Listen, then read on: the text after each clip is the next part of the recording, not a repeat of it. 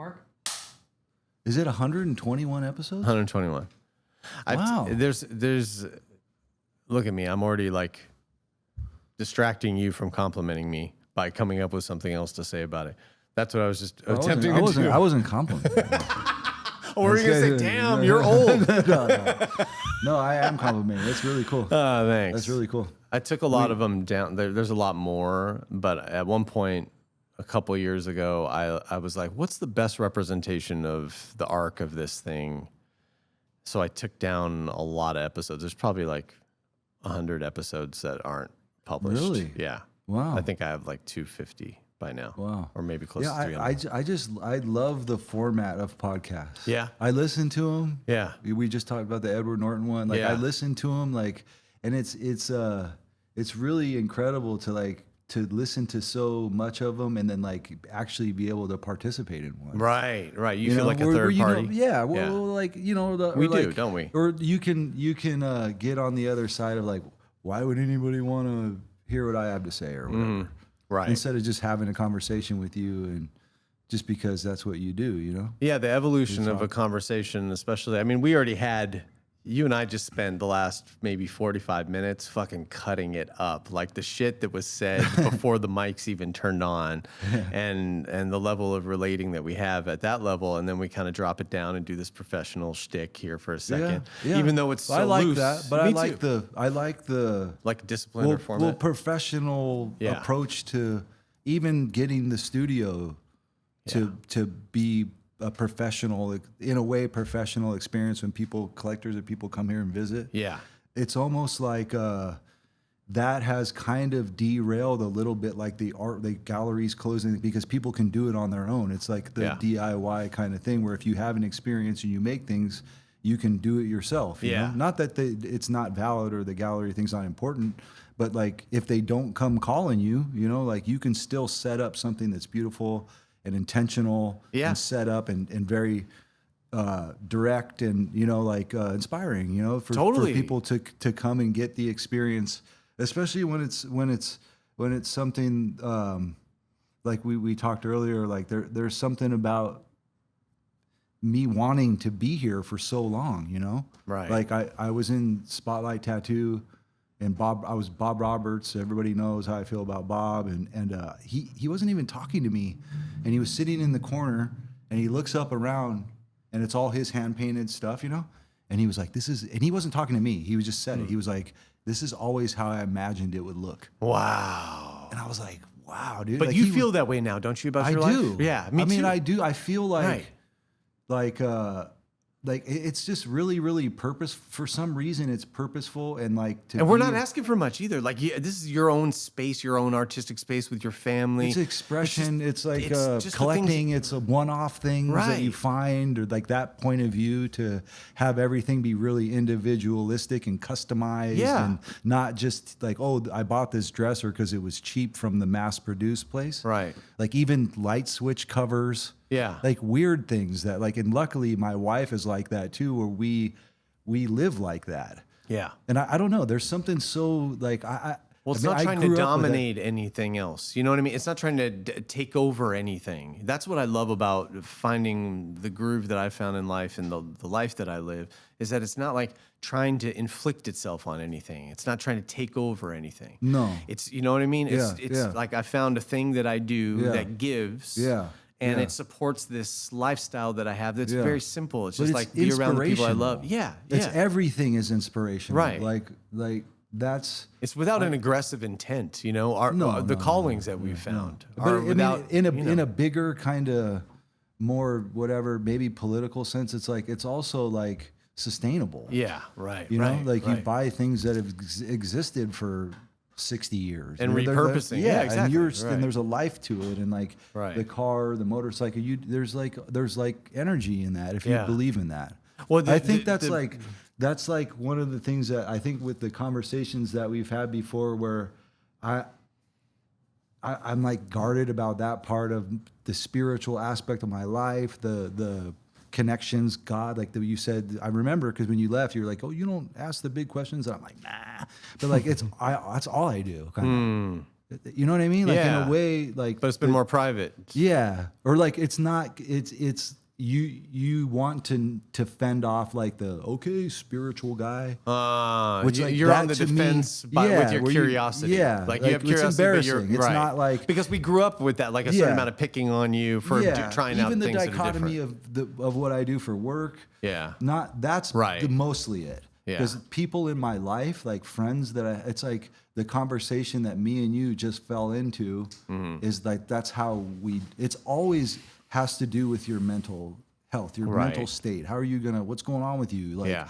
how do you navigate? You know, like what's inspiring you? What are you reading? Like, it feels like it's set in setting too. It's like, you know, you and I fall right into those spaces because we trust each other with like holding, you know, we've kicked the tires on each other enough to know that we can jam about this or that and not be like on the defense about things, about how we're being taken, you know? And it's also like I think it was Harry Dean Stanton that was like, in order to be interesting, you need to be interested.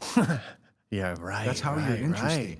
God, that's great. If you're interested in things. And it's not, to me, it's not, I don't know. I've been, like we were talking earlier, like I've been in it, you know, obviously like having the baby, like I've just been in this shift of recognizing and like sifting through that, the experience of bringing a life into the world, it's a soul, seeing that. I saw my son watch a helicopter fly over the beach for the first time. Wow. And it's like something like that. Where is that going? It was just like, so beautiful. What is that shaping for the rest of their life? It's so beautiful though. Like just the innocence. Yeah. And like, I guess like to try to keep that innocence as you get older becomes offensive to people who lost it. Right. You know, like to spend your time doing this. Yeah. Oh, you're still, you know, I don't know if I told you or it was like I saw someone I grew up with, it was with their parents, and the guy's mom was like, "Oh, you still dress the same way you did in high school." Like it was not a compliment. Oh, right. And I was like, felt like, wow, that's awesome. Yeah, it is. And they compliment. were like, "When are you going to go to Big Five and like golf or the things that you're supposed to do? Like you're not supposed to bleach your hair when you're 49 years old." This is a really good example. That guy saying that, and it wasn't intended to be a compliment. No, it was his mom. Okay. Okay. Right. So that person saying that, and then it wasn't meant to be a compliment, but then you took it as a compliment. The way to work with a world that that doesn't feel safe with your own curiosity is by inviting them into yours, you know? So like in a moment like that where like... I don't want to invite them in. No, I don't mean... I still want to fend them off. No, of course I know, but I still don't want them around me. But you're also complaining about the need for defense. And so I'm saying there's a way to go beyond it, is to invite the person in, not into your life fully. But what I mean by it, hold on real quick. This idea is to not take offense to the thing because you ended up getting complimented. Some people still choose to be offended, even though they figure, oh, that's kind of cool that I haven't changed. They still, because they're looking for someone to retaliate with or dance with all the time. You know, they pick a fight back. So if we just don't pick the fight back, that's a start. That's all I'm saying. That's how you invite them in. That is true, but it's also more of me leaning into being comfortable being that way. You know what I mean? Where it's like a lot of times that people do these things and they go, yeah, look at me. Of course I got hemmed up at the airport security line. I was like, yes, you did. That's what it's for. Like you can't like like what was the 60s Hells Angels thing, like freak out the squares, you know? Like, but when they get freaked out, you can't like play the victim. You can't go like, whoa, hey. Exactly. Like it's still like part. I still like it when old ladies see me and move away. In a way. Because it's But a part of you really wants them to accept you, doesn't it? Doesn't some part of you want them to No, it's the small-minded people stay away from you. I know, that's but like what the thing that keeps was us in division, though. That's all. But that's kind of, it doesn't happen that often anymore. Oh, you're saying let me have a little reserve. But when it does, because things have become so normalized, or like we talked, like what did I told you the Edward Norton, I forgot what he was like a polyglot culture where everything is everything. Yeah. You know, like it's not so shocking. Right. You know, like, and that's a young man's game kind of. Yeah. To do that, even though, I don't know, there's a weird like space where it's like, you have to like want to, like, if you want that look, like this is obviously like a statement, you know? Right. Like you can't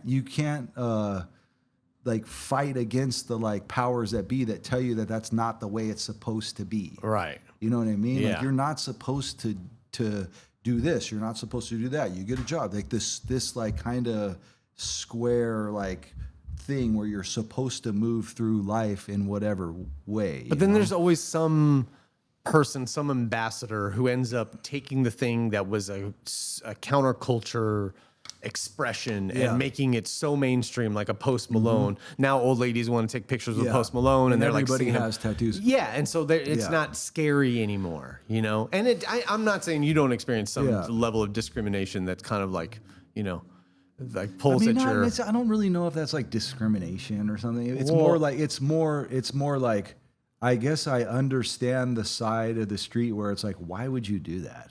Like, why can't you just? Why do you have to like do that? You know what I mean? Like, I mean, they're just like they're responding to their own life story in their mind, and that's the thing that helps me the most. It's against the normal. Like, hey, I'm like fiscally responsible, right? And like whatever that is, or whatever it is, or like even the act of like some people go down a religious thing where it's like the scarification. Like, why would you change? You know what I mean? Like, right. And I guess in all of that, being comfortable in all of those decisions to just be who you are, right? Like you are who you, and you don't have to explain it to anybody. Like, have you ever had a tattoo? I'm not hurting anybody. Or like I got the first tattoo I got, I was like, this is something that I'm doing for the rest of my life, and it's just going to be there. And I was signed up for it. I wasn't like frivolously sort of just getting anything. I was like, intentional about it, and I was present with it, going like, I'm going to have this particular tattoo the rest of my life. Yeah. You got to be really happy with this right now. I guess I never really thought about it like that. I just thought it was cool. And like guys at the beach or people around, I don't even know what because I got the first tattoo, I was 15 years old. Yeah. What was it? It was like old English letter, like, you know what I mean? Like, what, across the Adams? My stomach. Yeah? What does it say? My initials. Oh, okay. It's since been covered up, but I don't know if anybody's really even been able to accurately like explain all the nuances and everything that happens for people to lead them to that zone. Yeah. I guess if you or know, you know, or like being so like covered. Like I had a goal. I do like 50. I was gonna have a full bodysuit, and I'm like almost there. Like I'm gonna finish it. Like, but why? Like I guess I don't know. Like, and people that know, like I talk to tattoo guys. Like it's just, I guess for me, it's like with the art thing where there's a lineage, there's history, there's the shops, like the culture. There's so much to it. Research. There's like personalities. Like I like the carny aspect of it. It's almost like becoming a Buddhist from a distance, like just from reading the books and going like, well, I think I'm going to be a Buddhist now. I'm going to tie myself to this past lineage. That's one that it's been really like an intimidating thing for me to. I think a lot of it is because of my Catholic upbringing. Yeah, where you think you're like, what do they call it? Like worshiping false eye. Like they have like things about that. Yeah. And I was at the Catholic church today. Oh yeah. I just stopped by. I was there where my grandma goes, and like to make yourself feel guilty before the meeting. No, I still feel connected to it. Like and not the dogma. Like not. I don't know what it is. It's. I guess it's. What is it? I guess it's. Like a connection with some sort of higher power, like goodness. It's not the Vatican with the spaceships and underneath it, like in the all the negative things that that have kind of befallen that, like especially Catholicism. You know what I mean? Yeah. And I don't want to get into all that. No, of course not. Everybody knows. Yeah. But I think the ritual, the that part of it, where if you're coming at it with compassion to try to like calm yourself down to try to be a better person in the world, it's the connection with that. Like a sacred and there's space. So much of it. Like I had to go there every day. Yeah. Every Sunday. Yeah. And then Sunday school, and so there's. But so you and I much believe that objects can hold energy. Yes. And so going to a place like that, somebody might ask, well, why don't you go in nature or whatever? Well, why does the God have to be found in that? But there's something about going to these places. You can't. I go in nature too. I mean, I go to the park too. I go to the cliff, the sea, ride the bike, and pray. Like, I do that too. But there is something about going to the church, right? What I'm from. That's where I'm from. You know what I mean? I can't shake that. Do you think that you have the possibility and the potential to feel that way in other places that challenge their Catholicism beliefs? Like the Buddhist realm? Well, or just 100%, wherever. 100%. 100%. Like who knows, a voodoo place in yes. that it can if be it found. Has that, yes, if it has that energy. And right. I've always felt, and this is in the zone where I told you I kind of wanted to talk with you about, like, I've always kind of felt like some sort of guardian angel thing, if that makes sense. That you have one. Yeah. Like something's watching out for me. Right. I've always felt Give us examples of how that's shown up for you. Just missing things by 2 seconds. Right. This could have happened, like, it's something, or like a voice or a feeling, or like being like, and it's also like the other side of town where it's like, I don't watch scary movies, like the devil. It's not funny to me. Like, I don't like it. For some reason, it just feels really, I don't like it either. I don't like it. Yep. You know what I mean? Like the spiritual aspect of goodness and sainthood and all these things and divinity. Like, I don't know why. It's so magic. It's incredible. Yeah, that's right. And like, I guess if you see things like that, like you can just see a plant or like a child's eyes. Yeah. Or the ocean. Or like, I don't know. Like, we put on Ramdas the other night. Like, we were trying to find something on TV. And we couldn't find anything on TV. I looked in the comedy stuff. I couldn't find something there. I looked on all my channels. Yeah. I paid for multiple channels. I couldn't find anything. Finally, it was just like, let's put on the Ram Dass YouTube, like a lecture or whatever, Yeah. And it fucking hit the spot. The guy's so funny, and he's talking about the reality that you and I are talking about. Well, it's a human experience. I think it's like a really human experience that you realize you're having, that you want to just get the most out of. Right. Like that. That's it. Like, I want to get the most out of that. May everybody find that like, importance in their life of capitalizing on the fact that we're alive, man. We're fucking alive. And there's no time to waste. Yeah, but it's also like the recognition of, like, the things that I've been listening to is like peace, like, is not something that you like seek. It's like the default that you always come back to. That's right. That's always where you're operating from. It's a byproduct. Yeah, and it's not. You're not seeking that because it doesn't come when everything's calm. Right. Because, like, right now, me being like, I recently lost my sister. Like, in the worst way possible. Like, I'm in it now. Wow, but this is when I need to be the most.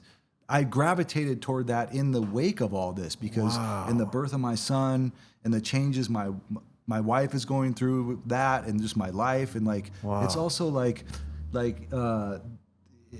there's a saying, like, if you want to make God laugh, tell him your plans. Right, yeah. And I turned around, I'm almost 50 years old, and I'm like, dude, I didn't think I was ever going to have a job. I didn't want to have kids. Like, I was going to be an artist. Like, I was going to be a writer. Like, I had this vision of what my life was going to be when I was young. Yeah. From reading all the Kerouac, and I'm going to go to New York and book tour and whatever, do illicit things and, this and that. And that's just not so I guess I came to this thing where I was like, had to try to be very accepting of how things have worked out in the face of what I thought, trying to impose my will on things. Right. Instead of just being like, dude, like, I'm a very fortunate person, dude. Yeah. Like, what do you think drives that? Like, what have you had to contend with? And I know that you and I have talked about thoughts and thinking and wanting to go beyond the thinking individualized self, that there's something more to this life than the thinking individualized self. Can you hear the building right now? Yeah, what is going on with the building?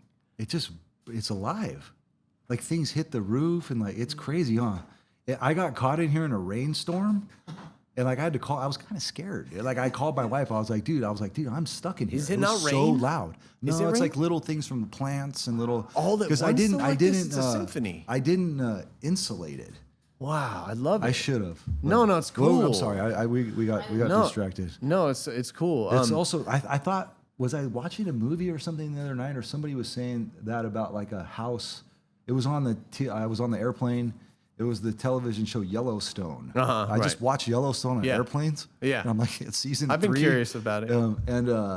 the girl in the show was saying that. She was like, how, like if you're alone in your house, if you're not alone, it doesn't do that. Or oh, funny. She was talking about old houses, like how they breathe. And how they move. But no, it's always like, now it's stopped. Yeah, it has completely stopped. It's the wind. Stopped. It's like, right. But I'm sorry. Well, I was just saying, like you were talking about, there was a you that had high aspirations for your life beyond the way that it worked out, and not aspiration. It's just a vision. Or what was it? A vision. Sure. Yeah. Okay. So and I love that you like are ticky-tack about the wording, because you want to get it right, you know, and I want to get it right too, you know, and but thoughts and thinking of like, oh, I got to have this, oh, I got to, you know, are the thing that drives all that. How do you begin to work with what goes beyond your thinking, you know, that you talk about really wanting to be in relationship with?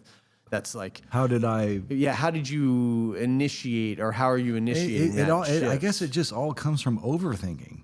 You think of everything, so then you're like, how do I narrow it down to like, how do I really feel? Yeah. You know what I mean? So you're getting, it's the same way with pain. You know, if pain? In early on in life, like I used to get scared by every little pain, and now I just know that like you kind of survive. Like there's weird. Dude, I thought I was gonna have a heart attack, like all the day. Yeah. We have talked about this to other people. Like, have you ever gotten the one in your chest? Where you're like, dude, this is the one, and then you're like, yeah. Now I don't even care. Exactly. No, now it just fucking happens. I'm not dead. Like, and it's like this happens. No, it doesn't also. happen all the time, but it does happen. No, all I'm saying is that, you know, I've lived through enough phantom pains and gone to the hospital thinking that I was having a heart attack in my 20s when it was just gas. Yeah. You know, enough times to know that, like, okay, whatever. So I'm having some fucking phantom pain in my head. It doesn't mean anything, you know? And they go away. Yeah. And it's been good to be able to call out the mind on its design, you know? Yeah. And so what's initiating for you calling out your mind beyond the design of needing more? A lot of it for me is reading and exposure to different things, and exposure to people and artists and people whose lives that I admire. And like, how do I get my life like that? Right. How do I operate in the world like that? How do you read enough artist biographies and you want to put into the world the feeling that gives you. Yeah.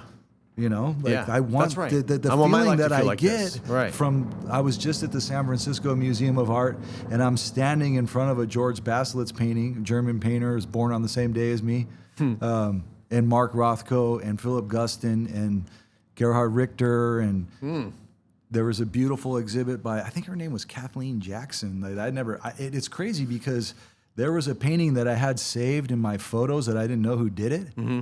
And I saw the original one in the San Francisco Museum of Art with this woman that painted. She painted here in LA. She painted Oakland. She was painted in the South. Yeah. I think it was Kathleen Jackson. I think that was her name. Uh-huh. But I think a lot of it was from just being so inspired that, like, you have examples of how people have done it. Right. And then you get these thoughts that are not that, and you're like, I could easily do the Hank Williams Lonesome Drifter. My mom died, my sister died, my grandparents are died. I could do that. Yeah. And people would see me at El Porto and they'd be like, yeah, dude, he caught some hot ones. And no wonder he's drinking a tall can at 9 a.m. Right. Checked out. Yeah. He caught, you know? Yeah. We don't blame him. Out. You know what I mean? And I didn't want to do that. I didn't want to do that. I guess, like, ever since I was young, I thought I was going to be a pro surfer, a baseball player, a firefighter. Like, I thought I was going to have this heroic thing. I wanted some kind of heroic thing. I grew up, my dad was an LA fireman. Like, you go to the station, it's like they get called, they all run out. It's like you grow up with, like, heroes, like baseball players and surfers and musicians and people like that are heroic, you know? Mm-hmm. And I guess I always wanted to figure out, like, how could I do that? Yeah. And I didn't know I never thought it would be the writing and painting thing. Yeah. But I was 19 years old, and a college. I went to school, and I was like, what am I going to do? You know, like, because if I was in school, I didn't have to, my dad wasn't, like, on me or something. So I was introduced to On the Road. Mm-hmm. And I was like, oh my God, like, this sounds like, and I saw Jack Kerouac and I just related. And I was like, I should be a writer. Mm-hmm. So I started writing. Yeah. And I was sending short stories out, and this surf magazine published one of them, but they didn't tell me. And I was I used to go to this magazine rack. They still have them You found it in the wild while you were just looking through a Yeah. magazine, and you said, I saw my name shit. imprint. Wow. I was like, by the Manhattan Beach Pier. And I was like, dude, I'm going to be a writer. Wow. So I started writing, you It's know. an indelible moment. I went to, and then I didn't want to, like, I have this thing about obviousness, you know, like Bukowski touches on it, like there's nothing worse than obviousness. And I'm like, I'm not going to study English. I was like, maybe I'll study journalism and try to like write, like learn how to write like a journalist, like very properly. And then I can like, from there, I can try to be Jack Kerouac or whatever. Did you find Hunter S. Thompson around then? Oh yeah, all of them. Hunter S. Thompson, example of a Hunter S. journalist? Thompson, Hubert Selby Jr., Right. Last Cubby. Exit to Brooklyn. That kind of wildcat, like it wasn't. Not that J.D. Salinger wasn't, and I just had learned, like, dude, this the other day I watched because I'm writing the new book right now about my childhood. Oh yeah. No way, man. Yeah, That's awesome. and so I reread. That's a big deal. That's like inviting in a world to your childhood. It's nice. That's It's nice. great. I mean, the other books that I've written were so violent and so inspired by. I latched on to Edward Bunker. Oh, I don't know who that is. Edward Bunker was Mr. Blue in Reservoir Dogs. Oh, He wrote sure. That's right. No Yeah. Beast So Fierce. Yeah. And, Education of a Felon and Dog Eat Dog. They're all these. He was like the youngest inmate in San Quentin and sold his blood. Like he's the one that got Danny Trejo on in Hollywood. Oh, I didn't know that. I just went deep into him. I don't know why I related to him so much. I was like kind of still a little bit poisoned by like the tough guy thing, the gangster thing, you know, that like is around so much. Yeah, totally. You know, and I never did any of that, you know, as a kid, like, or whatever. It was around, you know, and like, I think that type of thing, the style is just so, I don't know, we grew up Eazy-E. That was what was going on, such you know? a unique.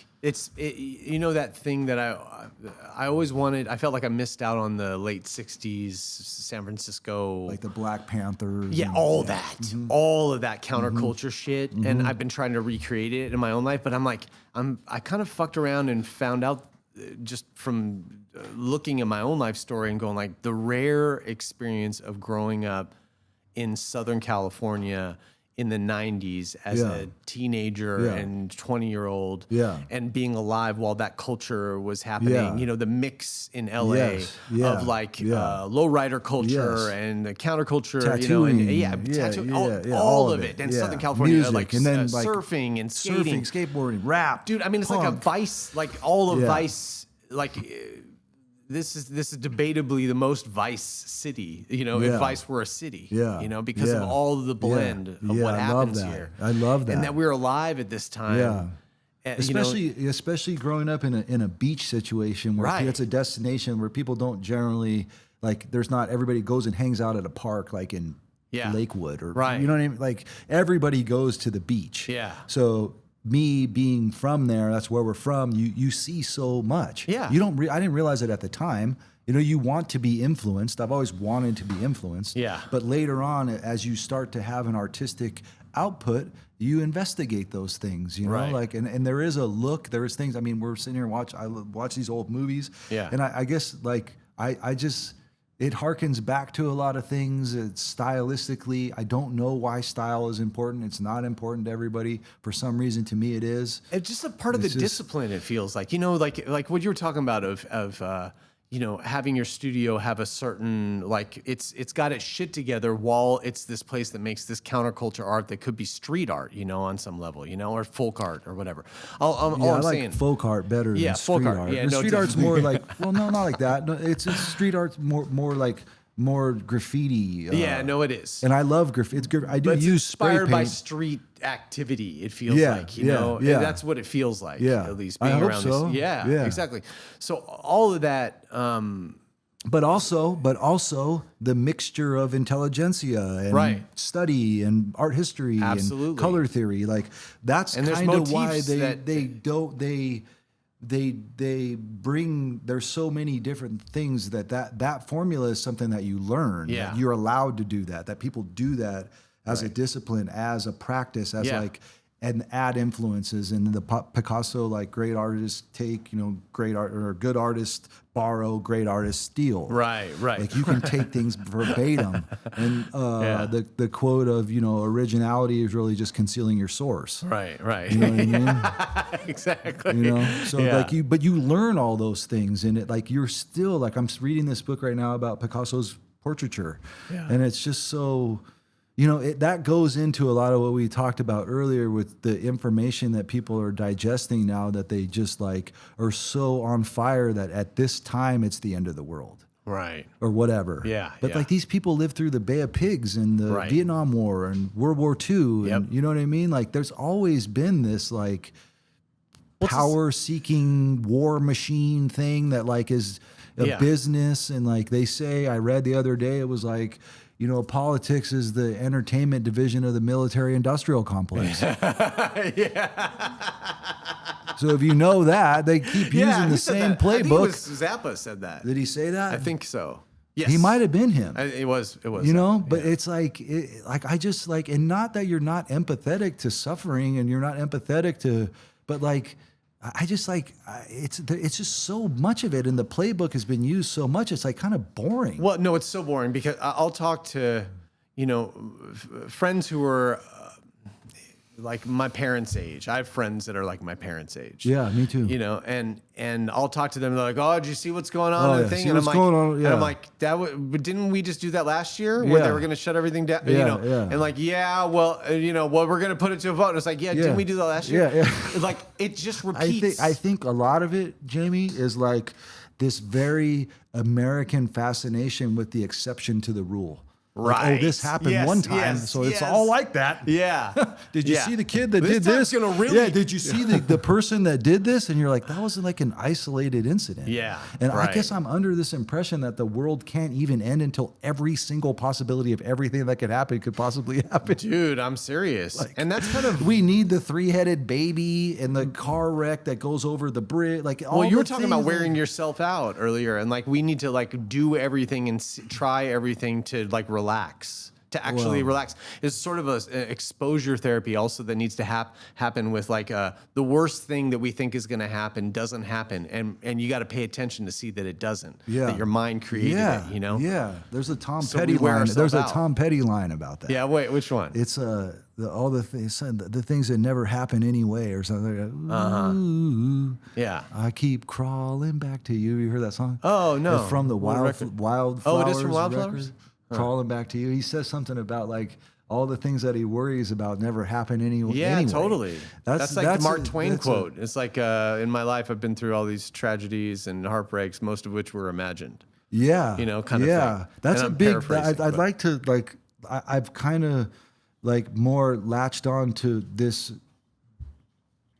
Buddhist sensibility of like trying to be more in control of your thoughts and having I guess the metaphor that made sense to me was like the sky and the weather. Your mind is the sky and the weather changes, but the sky never changes. So the sky is blue. It's just always there. It's always there. Constant. Right. But the weather, it doesn't.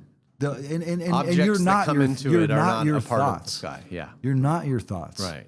And I've been so poisoned by that in my life. Yeah. Like the depression from worrying about things that had happened, and then the anxiety of what's going to happen in the future, can rule you. And it's ruled me before in my life. Yeah. Where I've made up scenarios. I've latched onto things. Man, if this only went this way. Yeah. And then it's also goes back to that thing with me trying to project how my life is going to be according to how I want it to be. Right. And the way that God wants my life to be is with my wife and the baby. We've been together, and I accept those things now more than I ever have in my life. Like I'm so grateful for all the things I didn't get. Like that. Like unanswered so many prayers, things like, that I thank swore God. I wanted. Yeah. And then I didn't get them, and then in hindsight, it was like, oh my God, what was I thinking? I'm so glad that God knew more than I did. Thank God for unanswered prayers. Absolutely. It takes a lot. It takes a lot to get there. Fuck yeah. And then being challenged in that zone of the distraction, of the phone, of the I just don't think that our brains are equipped or meant to have this onslaught of information. Well, we all think you have to regulate that, dude. You have to. And here's the stark reality that if you sat somebody down in a chair and you're like, and you had the interrogation light on them, and you're like, all right, here's Buddhism. You ready? Okay, I'm going to tell you what Buddhism is. Yeah. Everything that you think is significant, all of it is nothing. It's based in emptiness. Emptiness is underneath everything that you think is important, meaning it's going nowhere. That's a really, really harsh way to say it. Hold on. You're not going to get a lot of people that are. That's why. No, you let me finish. Let me finish. Now, that's why you can't just do that. You can't do. I wouldn't do it that way. Buddhism shouldn't be presented that way. But the thing is that it presents harsh to somebody that feels they haven't lived all of their life yet, that they actually have something still left to fulfill. You know, that there's some calling. They don't want to hear about like emptiness is behind everything and that like it's not going anywhere, because we're trying to make meaning. We're trying to prove something to ourselves still. Yeah. Those people who take offense to it are still trying to prove you're already, that investigation and that statement is already really, really deep in it. Right. You have that's why I mean the interrogation thing. It's like it's the harshest. You have to, because I understand what you're saying. Yeah. But you have to get there. Yeah, the introductory thing is like, of course, peace is underneath. It's the silence underneath your voice. Right. And then people can go, wow, like, because I think I'm under the impression still maybe more of a I guess the difference between like a Freudian and a Jungian philosophies of like the world is basically good, the world is basically totally screwed up. Yeah. It's simplified, very rudimentary explanation, but I guess I've always, like, it goes back to that thing we were talking, like, I've always kind of thought the world was good and people were inherently good. Why isn't it? Well, because evil. I mean, the onslaught of, what we add to goodness. Look at this. This is my question to you, and this is what Buddhism poses, is it says we are born basically good. Good it's like we're born not to harm, we're born open, we're born unconditioned. We're just born in existence. Life is happening, right? And then what we add to that is us. It's man's ideas of how to sort it all out and what to categorize this and that and how to vote for this and that and all that. So that's what we add, and that creates wars and division. Yeah. But the thing that's underneath it, it's always been good. I agree. It's always been good. Yeah, I like it's just been looking for connection. And it's been programmed by whoever was there to take care of them. So we took on their ideas. And then that goes in the world and starts creating a division. Like, wait, you're not supposed to drive that way. You're not supposed to love me that way. But it's all, we were born good. And then it gets fucked up from there by man. Not taking accountability for it being our definitions. I think that I think I feel very fortunate and lucky to even want to investigate that. You know what I mean? Like, you feel kind of selected in a way or something, where it's like, dude, like I just to say it out loud that like you want to have a peaceful life and you want to have every encounter be rooted in compassion. Yes. That, you know, and it sounds, I guess, way, you know, like, oh, okay, well, how are you going to do that when, you know, like, it's immediately like you hear those people offensive, a lot more than I do. You know, you hear the audience going like, well, hey, dude, whatever. It's also me doing that to myself. This is what I'm talking about. Like, this is what, because something that we talked about the last time that you said, really, I thought about it a lot, and we were talking about like, oh, the art thing. It's like all these people, like, you made that story up in your mind, right? And I thought about that a lot. I was like, dude, he's right. Like, I did that. I'm just as, I need to go in, like, I already have that taken care of. That doesn't even matter. I just made that up as a defense mechanism for like, oh, hey, you know, or poor pitiful me, or I'm going into the situation not like that. But I think you were like big brothering yourself. I think us all, our critical mind, and I can't even shit on it. Because I think our critical mind that does that, like, fucking, oh, whatever, dude, you think you're spiritual now, is kind of like a big brother in a weird way. I'm not saying that long term that this needs to be a feature of the mind, but for the time being, it was us that devised this character. Well, you just don't believe it yet. Well, I know, but it kind of motivates us. But it makes us. But it was me that questions. didn't believe that, because if somebody said that to me now, I would laugh. Right. Like I've gone through this thing where I still had that baggage of me saying that, where that would even affect me. Like, oh, whatever artist guy, oh, whatever spiritual guy. And I would be like, am I?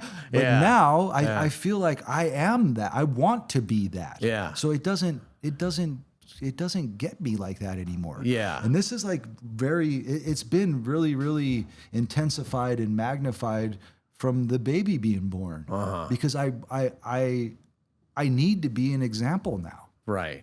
Like I need to be an example now. You're a witness, and I want him to have that. Like the goodness that we're talking about. I want that him to be happy. In the world. People meet the baby and they're like, that's like a happy baby. And I'm like, if they say that in 25 years, then I'll have like succeeded. Right. Totally. So what do I need to do now to get there? Right. He doesn't have a child that he has to heal from. Yeah. That's a big one. You know what I mean? Like you're still healing from these things, you know? Yeah.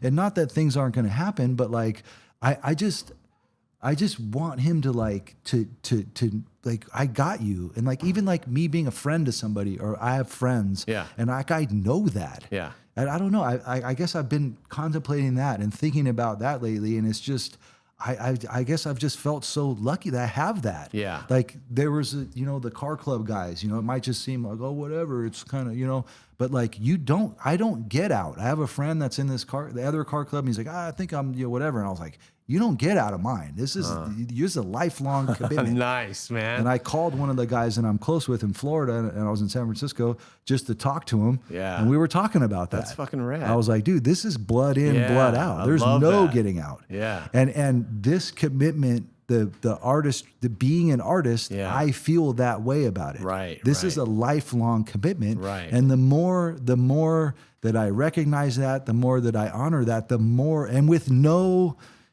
expectations. Yeah. I'm not thinking that I'm gonna, and I'm really not. Yeah. And I can prove it. Like hold on. I bet you have the expectation at the very least. And I also agree with you. I'm trying to not have any expectations in life. But when it comes down to it, it's more like by this point, I've lived long enough to sort of like see the extent of things that can happen and also still be open to things that can happen. But like where I've gotten a certain amount of messages back from the artistic process that I know that showing up and bringing my body healthy and bringing a mind healthy to the canvas or to whatever it is that I'm doing, that I can expect a certain call and response. Well, I mean, I don't know what I'm going to get, but it's something. You're going to get what you're supposed to get. It's like you're at the Karma Cafe and you're served what you deserve. Fuck yeah! That's right. You know what I mean? That's right. So, but there is also, like, we're being very like honest about it, like ego rubs that happen within it. Yeah. Like I can't play the role of like, I'm just a construction worker painter. I'm having a major exhibition at the Long Beach Museum of Art that opens on the 24th of January. And you give a shit, about how it goes. Yeah. Yeah, and that's a book is coming out. Yeah. Like, so I can't, I guess I've been...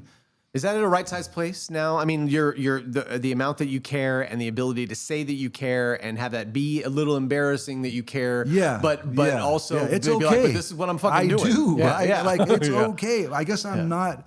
I guess I'm like coming over the mountain of like the embarrassing part, like the embarrassment. Like, I guess it's like an American thing where it's like if you bring that up, it's like I'm an artist. People are like. I did it at the barbershop. I went into some random barbershop. Yeah. And the old guy was in there. He's like, what do you do? I was like, oh, I'm a famous artist. And he was like, oh, okay. What do you really do? And I was like, well, I work for DWP. Well, famous relative. Well, I was just kind of seeing what he would say because he was kind of being like, but I guess you were kind of fucking with him by saying it that way. But just to bring it up though, it's not exalted in this country. It's more like you're lazy, like. I don't know, man. I don't know. I think that it is exalted. Dude, if you go to like Montana or anywhere else and somebody, they see you coming, they're going to know you're an artist for one. In California where we grew up, like we look like everybody on the fucking street or something. Anybody that's kind of involved in these cultures, we might look like an extension of that. But you go somewhere else and they think immediately that you're an artist. Really? And what's that? Huh? Yeah, that's what I'm saying. Like they're like, oh, you're a cow. Like I guess I feel in like America, everybody wants to do secretly what you're doing. but it's more akin to laziness, right? Because you're not it has productive. been. I don't know and if you're that's not the case anymore. I agree that we grew up that way. Well, but it it's an has old been the mindset, I case feel like. in my artistic journey. But still, in this my- last 5 years, maybe 10 years, maybe not the last 3 years, but it's really been a big part of it, though. it's still a thing It's equated with still a thing. laziness. You think? Well, but you're not prolific. but no, not laziness. It's against the industrial, the sort of like, hey, but who wants to be hip to that? I don't want to be hip to the fucking square community considers this. But yeah, I don't either. But what I'm saying is that the reality of it is that's like what's going on. Like that's the power structure in the country. Like that's what's going on. There's a whole other power structure that you and I are tied in with. I know there is. But what I'm saying is we're you tight still with that power structure. Like people are interested in this. You still have to deal with that. You still go in your car. But I don't give a shit. But you do because my grandma you still, loves me. You I'm still in her 90s. Like you still go in the car and the stop sign and the stoplight. Right. You obey them. Yeah, no, I do. Yeah. Yeah. You get on the freeway, you don't go the wrong way. You're like, hey, I'm an artist. I drive respectfully. I'm an artist. Also. You have a driver's license, right? That's what I'm talking about. That's the point. That's what I'm talking about. That's my discipline so I can live the way that I live. I want it to have it be like a life that doesn't spill onto anybody else. I know. So I live that's in a big. disciplined That way. is like that. I'm glad you said that because that's one of my pet peeves. Other people's noise. They're like injecting their thing onto the environment. Like, there's a kid that practices his drums over here, and I'm like, in the middle of a resident, you got to get a studio space. Yeah. Do you understand? And he came to the house. It was a whole thing, and I was like, dude, do you understand that as an artist, you're putting that's a negative thing that you're putting out. You're interrupting everybody else's. You're not going to get real far like that. Yeah, yeah. You know, right. Be respectful of people's. You know, we just had a baby. Right. You know, do you understand that like that part? He was like 16. He's just right. No way. And I was trying to but just that or like falling on deaf ears, man. But he might remember the guy when he was 16 who confronted him though. You know, like don't you remember fucking shit like that? Well, I do. I remember it in a way where one of the reasons why this space to me is so critical is because I painted it. Yeah, because I painted in all these. It came to a head when I had the studio in Skid Row. Yeah, where I would go there off hours. Yeah, like at night because there was like people that did fashion stuff in there. Right, and like you could hear other people's conversations. And whatever. So I tried to go in there, and I would go in my floor. There was maybe 10 studios. I would go hello. And nobody would say anything, so cool. You know, I could spray paint, I could listen to music. I could, I kind of. It was 9 o'clock at night in Skid Row. Yeah. So, where in Skid Row? On Los Angeles Street. Oh, okay. I guess that's the borderline. Yeah, it started moving more west. Right. It got to Main Street. That's when we moved. 5th and Crocker, 7th San Julian. Well, yeah, that's a little. Right. Yeah. Or Wall Street. I used to go ride my bike around there just for kicks. You know. Yeah, totally. So I'm in there. Isn't there a weird badge of honor to be accepted in those areas? Like when I was sleeping down there, I was never sleeping down there. No, I know, but you've been to some spaces where you're like, well, holy shit, I'm invited into this place, like where. But it's more like if you move invited in those zones and you act like you're supposed to be there, you kind of don't get. Right. You're not a mark or something. Right. Exactly. Even though it did. We moved and like we saw this guy get stabbed like right in front of me and my wife, and it just was, Yeah. But I was there. We were there for years, like on Main and 4th in Los Angeles, and between 5th and 6th. Yeah. In that, 5th and Main. You said we? Who's that? Me and my wife. Oh, you and Taryn. Yeah. You lived down there. Yeah. Oh shit. Yeah. I thought CJLA was just down there, but. No, we lived down there. That was my dream. What? Well, no, like this. Let me explain. Not necessarily on Skid Row. No, not Skid Row. I'm talking about being a kid growing up in LA, seeing downtown as like Gotham City, like more of like a Batman Robin thing. Right. I always wanted to like live in. I loved it, and we still go. Yeah. I love it down there. You do kind of have that, don't you? Though I mean, with your work and your art life, like it is sort of a Bruce Wayne, like I mean, well, not really. You're really the Bruce Wayne in the art the situation. Two different personalities or something? Yeah, Batman is who goes to like work on the city every day. Like it It's shows not that up heroic, but I know you don't like that. there's a little piece of it that's honorable. Yeah, But it's not. I know you don't want to make a big deal about it. Your dad was a firefighter. You come from a long line of heroes, city heroes, and Kind of. It's a job. Yeah. It is essential. And Yeah. civilizations have fallen and risen from their ability to get clean water and disperse of dirty water. Right. It's Dude, trip on this. So I just said your family history for a second. I just mentioned it casually. Think about that. All that is at this point, it's memory. Mm-hmm. How wild is that? Everything's held together by memory. Yeah. That's it. Yeah. Nowhere else does it exist. Yeah. Buddhism can get you there, actually. That's kind of a version does. of the thing that I'm talking about where, like, there isn't. It doesn't even exist. Yeah, it doesn't exist. And neither does your anxiety about what's going to happen tomorrow. And as a matter of fact, Buddhism is the only path that I found that says that even it doesn't exist. That it's like you use Buddhism to shake off Buddhism. It's the only. Wow. That's really getting there. Yeah, isn't it? Yeah. I still That made you blush. I mean, I guess it's like you juxtapose that with like, oh, everything's empty. I'm like, dude, that 37 Chevy is not, dude, because I was driving it yesterday and it was that so 37 insane. Chevy does not even exist. I mean, Yes, at a it does. microscopic level, if you looked at it, know, you know what I mean? I know, That's what I know, mean. I know. And there it is, and we can take a ride That's in it. a little bit too. No, but esoteric. here's the cool thing: is that you walk with both at the same time. You ride in a thing. Yeah. That makes a lot of noise, that you put a lot of work into, and you know at the whole time that it doesn't exist while you're riding in it comfortably. And that's what Buddhism's helped me do, is live in both of those things at the same time. I don't know if the whole like, oh, it doesn't exist thing. Well, Because I like it that it does. yeah, I know. I come You're out romantic. here and see it. I mean, the bike runs when it feels like it, but I like it Yeah. as an art piece. But it's attachment. It is. Let's call it what it is, though. That is an attachment. More on the side of town of organizing your thoughts and stuff, not the whole like, hey, the whole world is empty, man. Like, Right. Well, you don't hang out there. Like, You look. Here's an example. Whenever I walk at the park, beautiful. Jaymee, the park doesn't exist. No.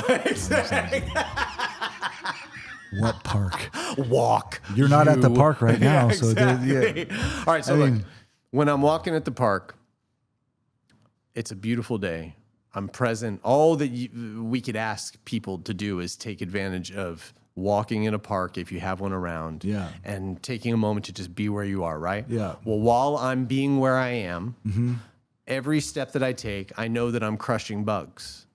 Now, I'm committed to no harm, and yet I can walk and enjoy my day while thinking about the bugs that I'm crushing, while also enjoying the goodness of the experience and seeing that all these things are just happening all at once. And I'm just aware of that. It doesn't mean that I spill my tea on anybody else or I change anything about the way that I walk. Yeah. I'm just in touch with what's really happening. Yeah, but allows me to go there about like, oh, immediately I'm walking in the park and I'm crushing bugs is kind of negative. No, it's not. It's a reality It is, that but- most of us but- don't want to face, like death. That's behind everything. Behind everything is death. Why people dye their hair is because they're afraid to look at death. It's sitting right there in front of us all the time, and we're ignoring it. So I'm just talking about paying attention to what we're not ignoring. That one's not that complicated to me. What? Death? You're faced with mortality in your life. Well, you were. I have been. Yeah, I know, since you were very young. Yeah, and your father was a firefighter. Yeah, and I've seen.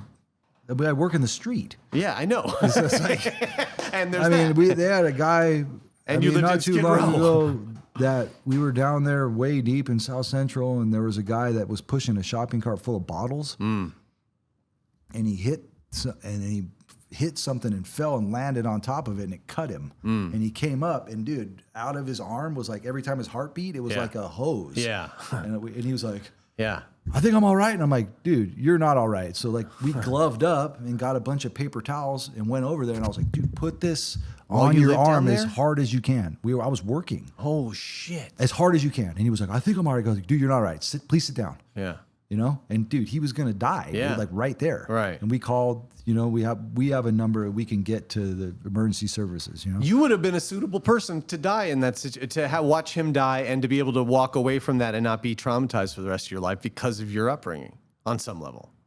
Right? Maybe. I mean, I wouldn't want to see that, but no, like, of course not. You know, but you might be somebody that's conditioned. I don't even know why I was that talking way. about that. Yeah. Well, we were talking about crushing bugs. Oh, you know, you were talking about like the mortality, the death thing. Right.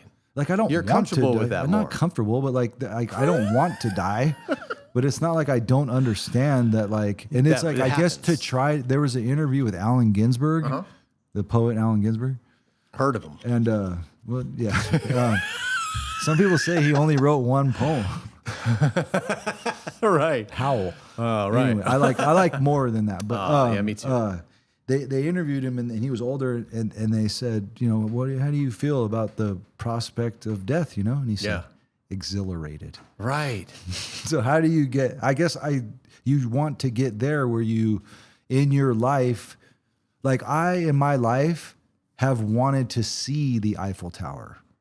Like I wanted to see Amsterdam. I've wanted to go to Mexico City. I've wanted to go to Spain, to where Picasso was born.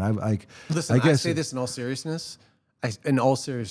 I want to be the Eiffel Tower. I want to be all these places because I may not be able to get to travel to these places. So I want to live in a way that's like traveling to Spain for the first time in my day, in my every day. That's a good point of view. You know, every single day I'm trying to be, I want to be the thing that I want to see I'm in talking the world, about you know? the real, like for some reason to me, the real, like I used to, I still do it.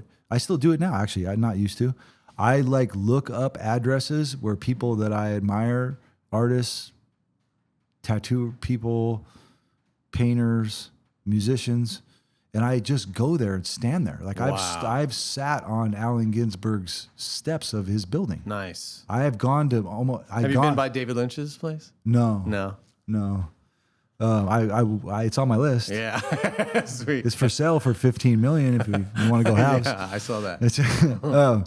But I don't know, and I've been doing that for a long time. So like that, I understand what you're saying, like the point of view of like you're so excited about life that you could be standing in front of the Eiffel Tower. Dude, it's but I'm amazing talking about that we can go to Forest Lawn and where Yogananda is buried.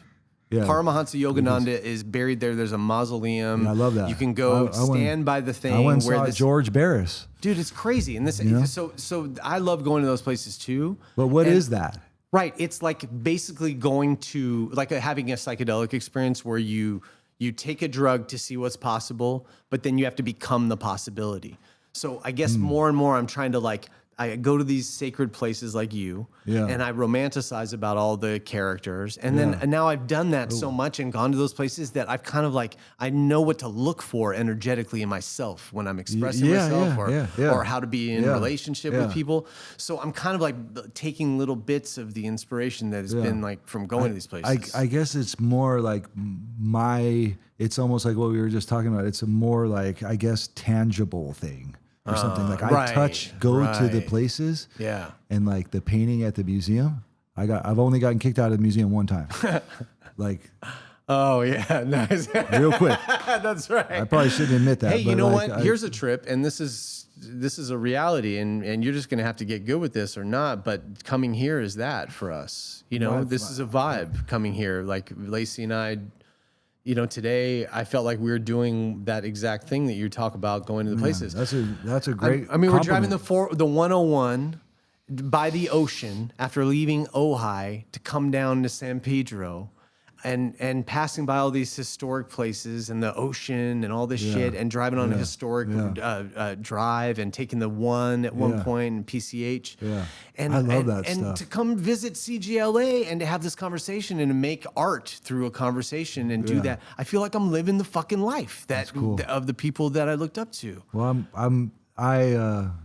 I guess I'm getting more comfortable with that instead of like you get a compliment like that and you immediately like say something self-deprecating. Well, totally, and I'm glad you're doing that because you're not responsible for it. You know, you don't have to be responsible for. I'm so happy how other when people come here and perceive visit. it. You know, there were people here yesterday visiting. Yeah. The publisher for the book was here. This tattooer that I really love stopped by.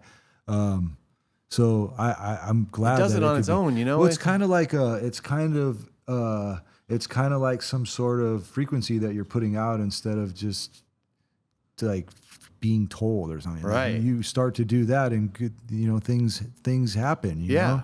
The space has an energy and has a karma of its own. Like you were saying, stepping into the karma of, when you sit in front of a canvas, it's like the Karma Cafe. You're going to get what you get. Well, this space has had so much activity here. I just love it so much. Man, dude. it's much. It's a character in our talks. Yeah, it's in the background. Yeah. It's the echo of the room. I love it. But that's like we were like to be always inspired. It sounds simplistic, or it might sound. Well, life is that inspiring.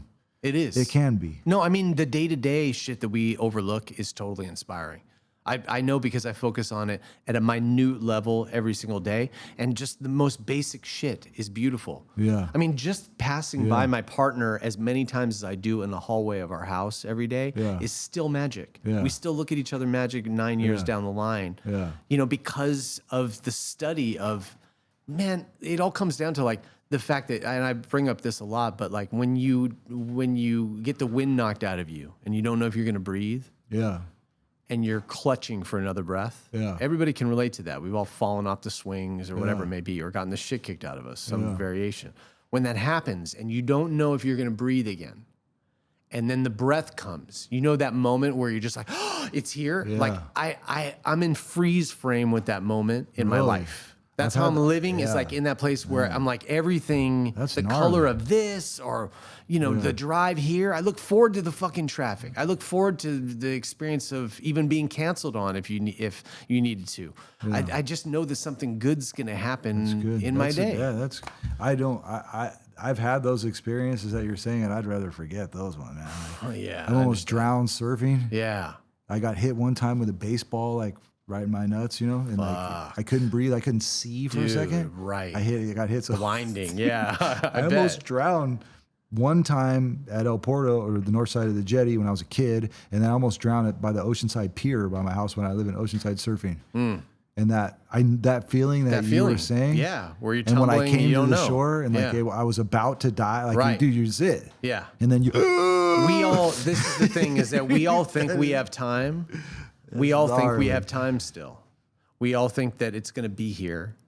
And we're just, every day that we don't pay attention to how impermanent everything is and how miraculous it is that we even get to fucking smell or see something or touch anything. I think that's important. At least it has been in the things that I've been listening to, is the, I guess maybe the respect and the acknowledgement of how incredible impermanence is, because that's all that there is. Like, and it's all borrowed. Anything like, that's why the cherry blossoms are special, because they're not there all the time.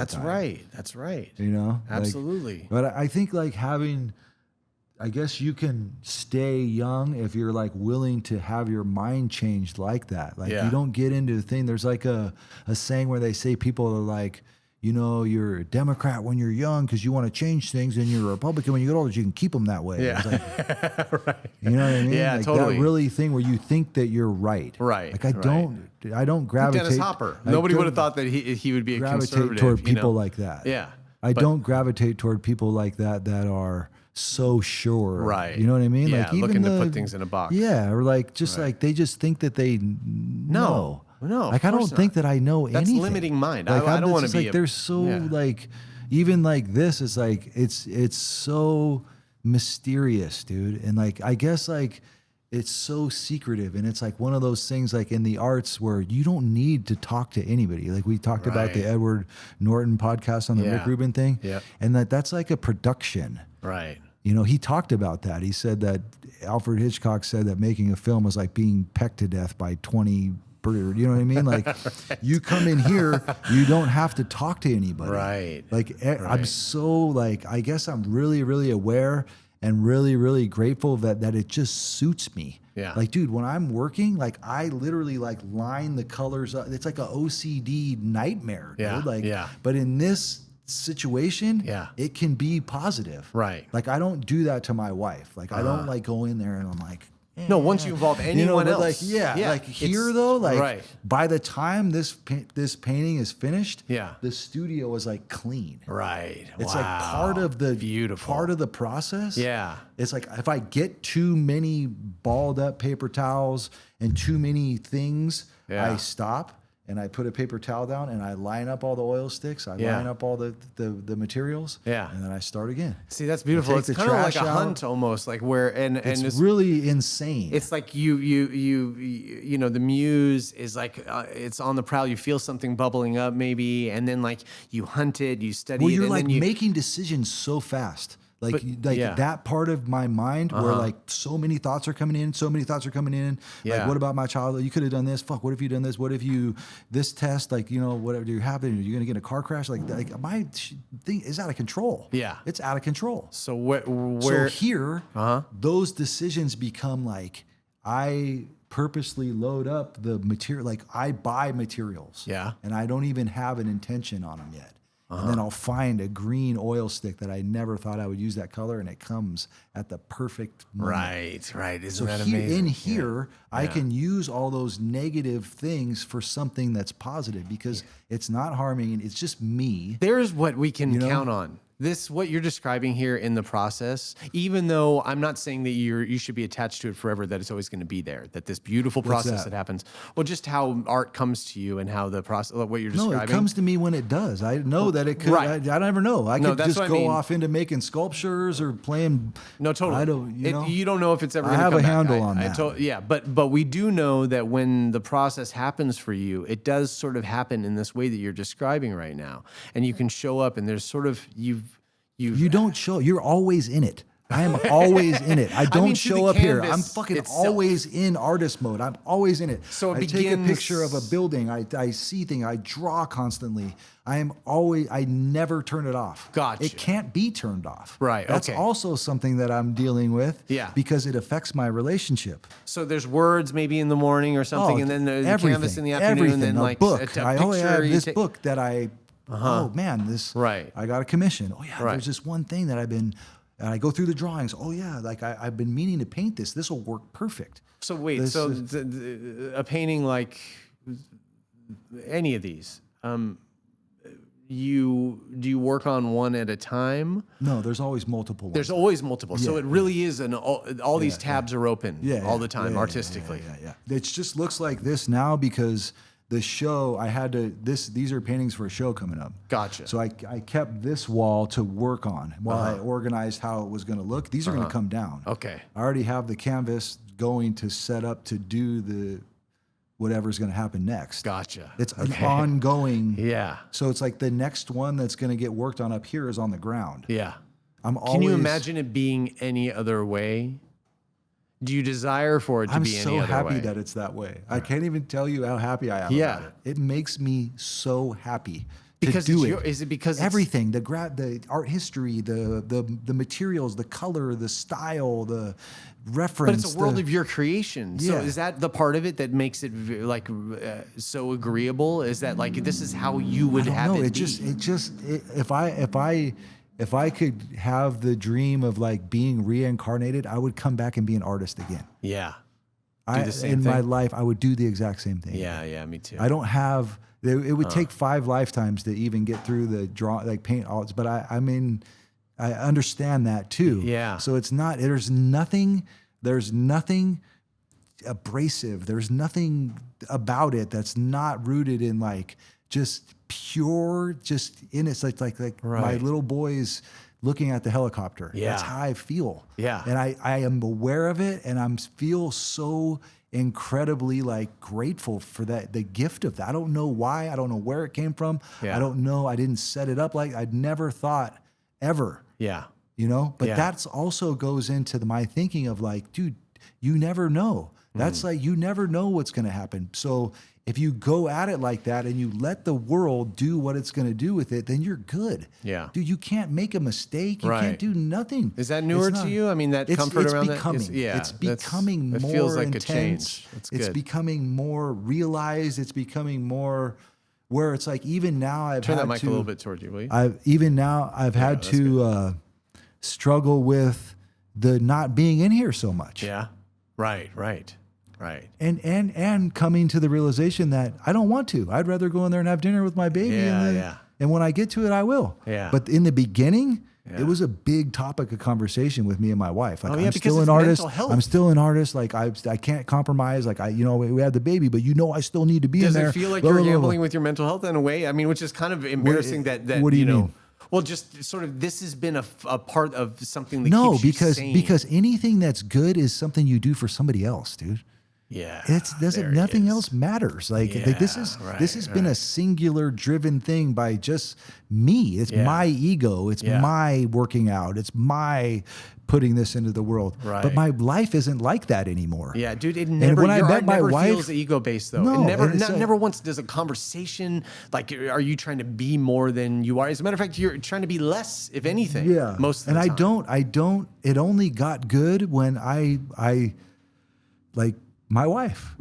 It only got good when I cared about something more than I cared about this. Yeah, it's weird how that worked out, or to even realize that. Yeah. So it's like I've learned over the past 7 months to, like, not that I don't care about it, but I'm like, I'm still doing it, but like, I like it better walking with the baby in the park and he's like looking at the ducks right now. Right. Not that I don't paint still. Totally. I mean, I made all these paintings. I still do it, but it's not so like, I'm going to lose this. Oh, I'm not. It's it's not the edge same. Off. It's like it feels like it's taking some of the edge. It's almost like we were before when you got here, we were talking. It was like.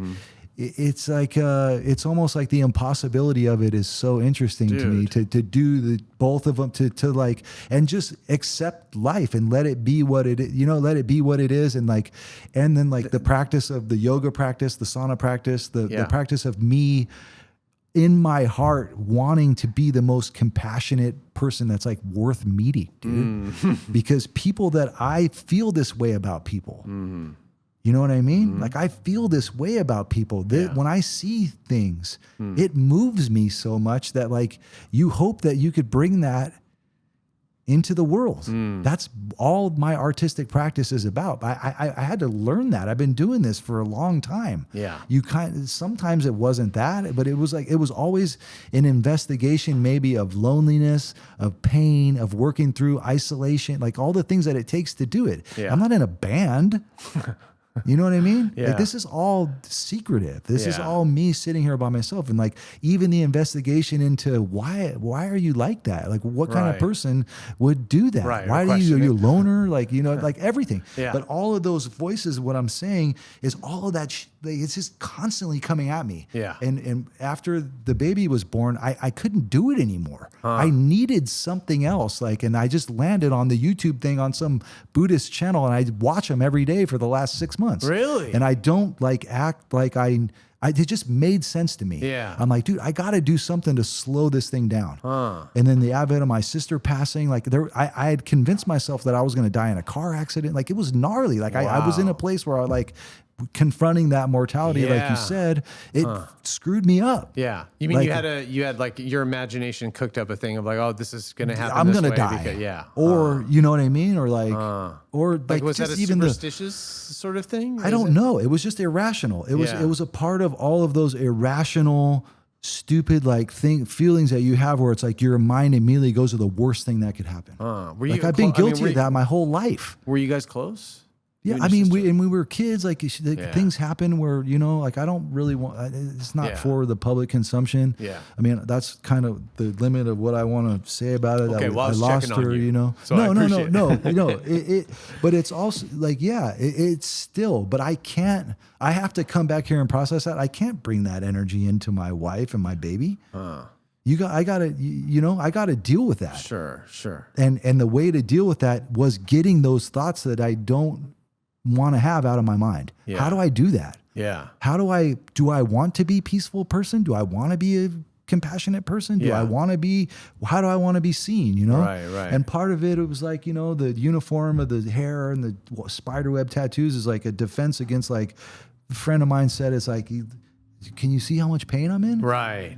It's like the opposite of like what you think it's putting out there. Completely. You know, like, yeah, you don't know, like my tattoos were, you don't know the pain that I've earned that you can't see. Yeah, in this like who frail would body. do that? Like, you don't know what I've gone through, so I'm going to put it imagine- out here so it has a little bit of a make you think twice. But imagine someone who doesn't go through that and Right. and seeing you and wondering how fucking psychotic it must be to do that to yourself. Totally. So I'm in conversation with that too. Like, you know, I got tattooed last year on my birthday by the world's only Tibetan Buddhist monk tattoo artist. Robert Ryan?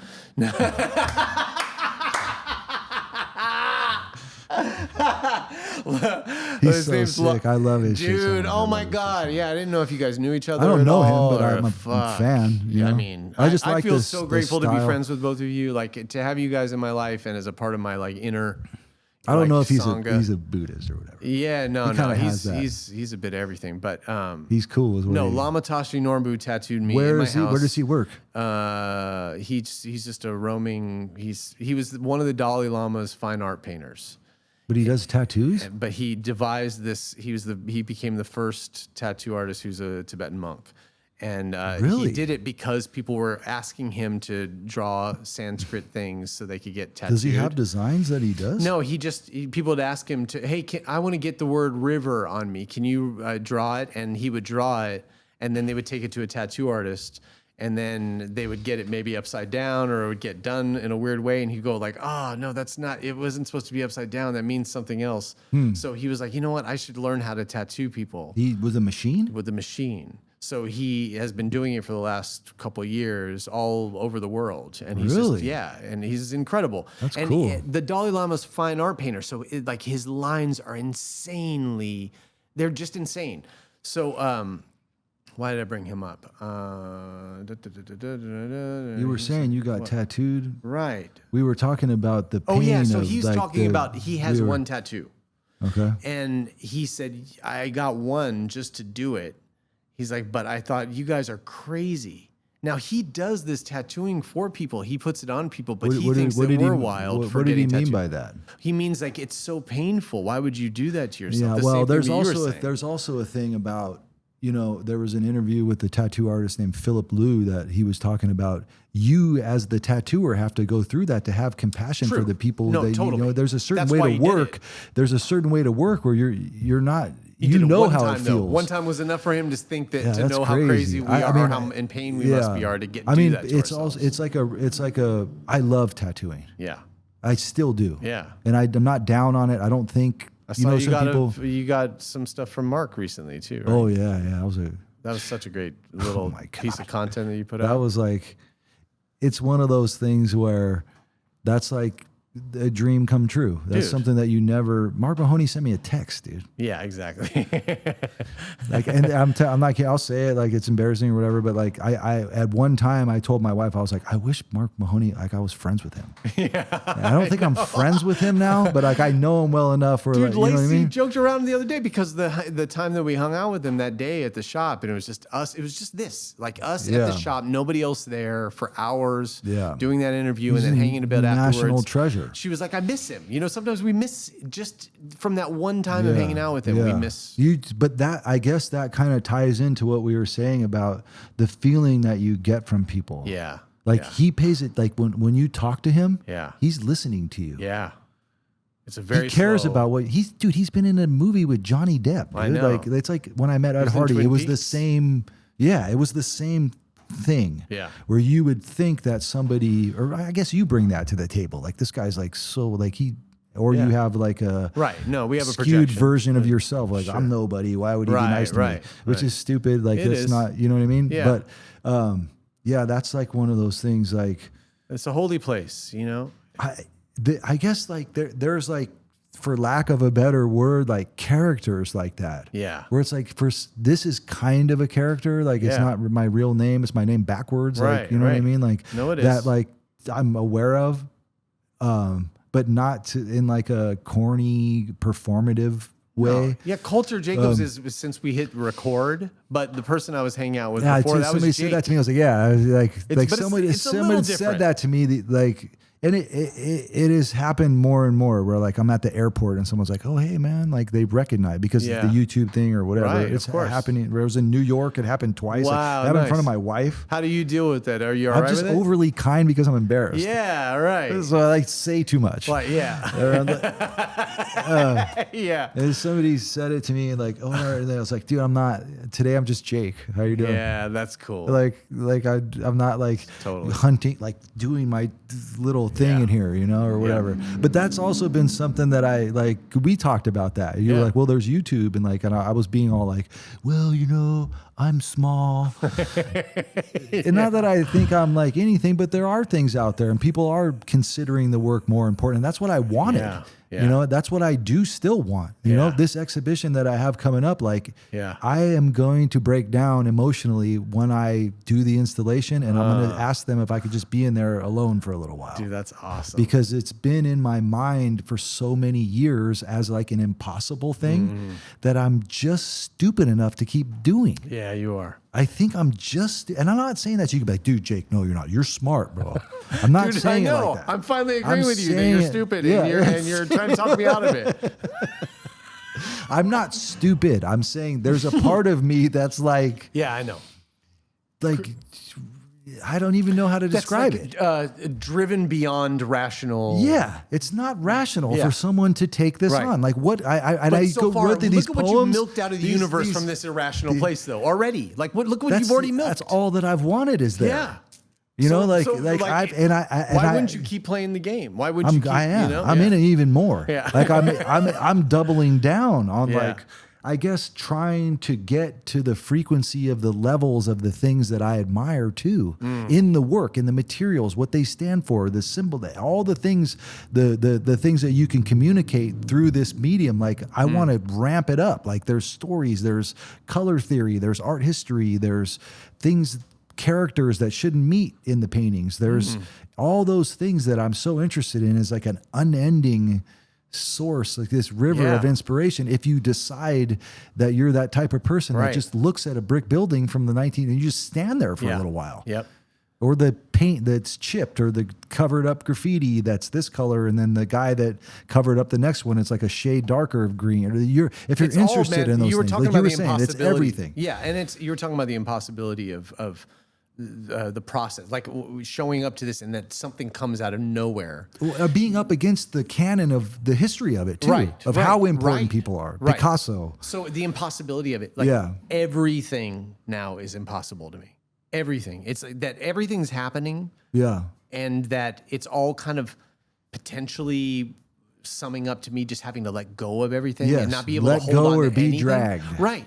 Yeah. It's all kind of impossible that this is happening, that I get to have meaning, Yeah. and then I get to let go at the same time, Yeah. and then I get to harness some things out of nowhere. Yeah. Everything's impossible Yeah, to me. yeah, You know? yeah. So, and there's a wonder that happens on the day to day. But it's so interesting. Like that's the only thing that's interesting is some sort of impossibility. Right. If you can like dream it in your mind, like I'm going to be an artist. Yeah. And you're like, Yeah. immediately, Right. okay, cool. Well, then you read a book and you're like, dude, I got to stop this. Like We this didn't guy know the already- first But thing it's about like what this- being an artist the- was. We had to find, Well, but you did know, though, if we you- would have us. Yeah, exactly. You know, But if we you were did suitable know, for it. Yes, but you did know and you did understand from being young and being attracted to the things you were, like a And naive. stance. Yeah.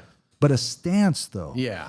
Like there are No, certain that's things true. in the art world, the stance. Like, what do you Yes. stand for? What are you Right, painting right. these for? That's true. What do you stand for? Yeah. You know what I mean? Like, Yep. and it's I've always summed it up as like Martin Luther King, Gandhi, John Lennon, Marvin Gaye. Like that's what I stand for. Is like whatever they are talking about and what they were practicing, and you that's know, a good some- list. yeah, Not just- John Lennon, but No, yeah. I like all the other guys. They fucking stole I'm rock not and a- roll. I'm not They a stole the Beatles blues. The Beatles. No. And the Beatles were nothing compared to Highway 61 Revisited. Yeah, which we were listening to on the I way mean, down the here. Beatles were nothing compared to Blonde on Blonde. No. I mean, the prolific nature. It's comparable. I feel like I have to say how prolific both Lennon and McCartney were, and Dylan. I put Dylan in his own category. He is all four Beatles in one person and more, and none. You know, but it is they. I mean, they're suitable to be the gods. I feel like. I just don't. It doesn't do it for me. What, the Beatles? At all. Did you grow up with "I Want to Hold Your Hand" and then have to make the jump? No. No. I grew up with Coast 103, Love Songs on the Coast, right, and like outlaw country. How were the Beatles seen in your neighborhood? Were they seen as like? Can I say it? Yeah. Kind of gay. Yeah. I don't mean that like this is the 90s.